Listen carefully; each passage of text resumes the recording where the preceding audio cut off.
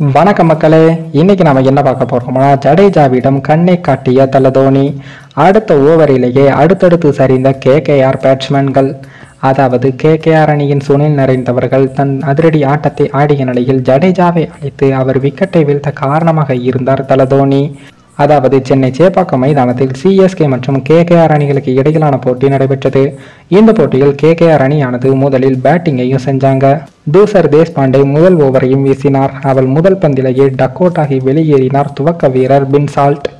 அதன் பின் 2 ஓவர்களுக்கு கொல்கத்தா அணியின் மற்றொரு துவக்க வீரரான சுனில் நரேன் அடக்கி வாசித்தார். பின்னர் 3வது ஓவரில் 2 4 ஒரு சிக்ஸர் அடித்தார். அதனை தவிர்த்து லெக் பை மூலம் ஒரு 4 கிடைத்தது. கொல்கத்தா அணி அந்த ஓவரில் மட்டும் 19 ரன்களையும் சேர்த்தது.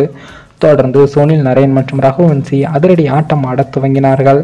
பவர் பிளே ஓவர்களில் மட்டும் கொல்கத்தா அணி 56 ரன்களையும் குவித்தது. இதனையடுத்து விக்கெட் எடுத்தே ஆக வேண்டும் என்ற நிலை இருந்தது.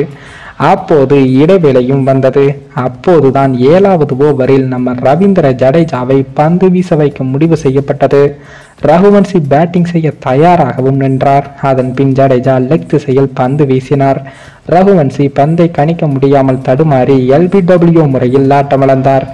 அதே போலதான் சுனில் நரேன் ஆப் சைடில் வரும் பந்துகளை அடித்து ஆடிய நிலையில் ஆப் சைடில் பந்து வீசுமாறு சைகை காட்டினார் தல தோனி. அதற்கு ஏற்ப ஃபீல்டிங்கை மாற்றினார் ஜடேஜா. அந்த ஓவரின் 5வது பந்தில் சுனில் நரேன் கேட்ச் கொடுத்து ஆட்டமிழந்தார். இதனையடுத்து போட்டியானது சிஎஸ்கே வசமும் வந்தது. அதே போல இந்த போட்டியில் சிஎஸ்கே அணி அபார வெற்றியை பெற்றது என்பதும் குறிப்பிடத்தக்கது. இந்த போட்டியில் திருப்புமுனையை ஏற்படுத்தியதே இந்த சம்பவம் தான் என்பதும் குறிப்பிடத்தக்கது. தல தோனி என்னதான் கேப்டன் பதவியிலிருந்து விலகினாலும் சிஎஸ்கே அணி எப்போதெல்லாம் சரிவை சந்திக்கிறதோ அப்போதெல்லாம் தனது ஐடியாக்கள் மூலம் சிஎஸ்கே அணியை காப்பாற்றி வருகிறார் என்பதும் குறிப்பிடத்தக்கது. மேலும் இந்த வீடியோ ஏதோ ஒரு விதத்தில் உங்களுக்கு பிடித்திருக்கும் என்று நினைக்கிறேன்.